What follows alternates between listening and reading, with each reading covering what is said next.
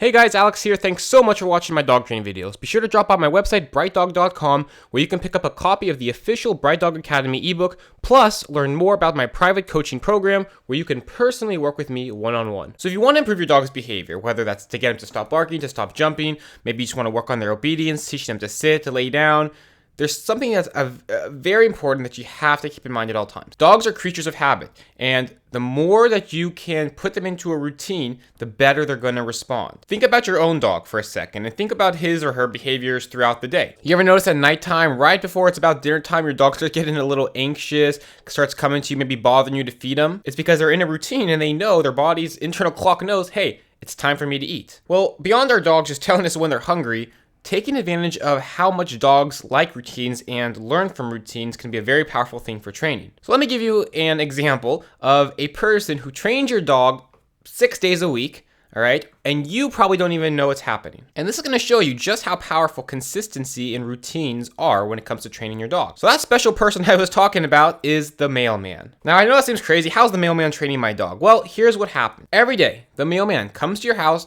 takes the mail, puts it in the mailbox, and then leaves, all right? That happens 6 days a week. And every single day that the mailman comes and walks up to your house, your dog starts barking at him. Now, when your dog starts barking, your dog is barking because your dog is trying to protect your house, trying to protect the property, right? And the mailman is just doing his job by putting the mail in and leaving. But what's happening is that every single time that the mailman starts walking up to your house and your dog starts barking, the mailman leaves while your dog is still barking. What ends up happening in the dog's mind is the dog goes, wow, you know what? When I bark, I get that guy to go away. I'm getting pretty good at this. And then he gets to reinforce that same behavior 6 days a week. So now over the course of the month, the dog has had 20 practice sessions every single day of learning that, hey, when I bark, whoever's coming up at the house is gonna leave. We know that the mailman isn't leaving because the dog's barking. We know the mailman's left because he did his job, right? But in the dog's mind, the dog thinks because he was barking and the mailman left while he was barking, he's the one that got the dog. The dog is the one that got the mailman to leave. Now, I know there's a lot of people who don't like dogs barking at,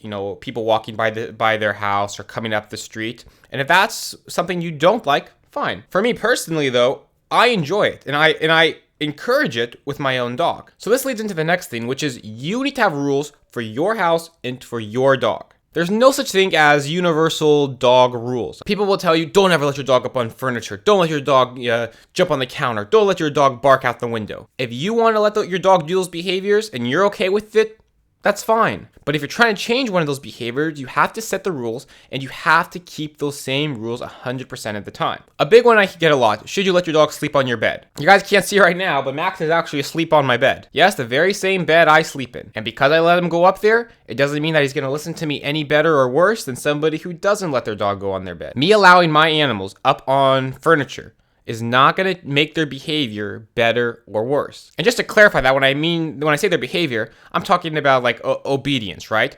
Letting your dog either go up on your bed or not go up on your bed is not going to make them sit down, stay any better. Feeding your dog table scraps, right, from dinner, again, it's not going to make your dog sit, lay down, or stay any better. The point here is that there's no such thing as universal dog rules. Pick rules that you are comfortable with and that you want to enforce. And then from there, you need to enforce them 100% of the time. And it's not just you, it's everybody who lives with a dog. Let's go back to the furniture example, okay? If we have a house with, 4 people, right? The mom, dad, and 2 kids. Everybody has to do the same thing with the dog. Dad can't say no dogs on the furniture, and then mom sneaks the dog in during the middle of the day, and then one of the kids gets mad at the dog when he goes on the furniture, and then the other kid encourages the dog to come on the couch. You're sending 4 different signals to that dog, and he's never going to learn what the rules are about, can I go on furniture or not? So consistency and building routines is key. Pick rules that you want your dog to follow, and then make sure every single person who lives with the dog, who interacts with the dog, follows them.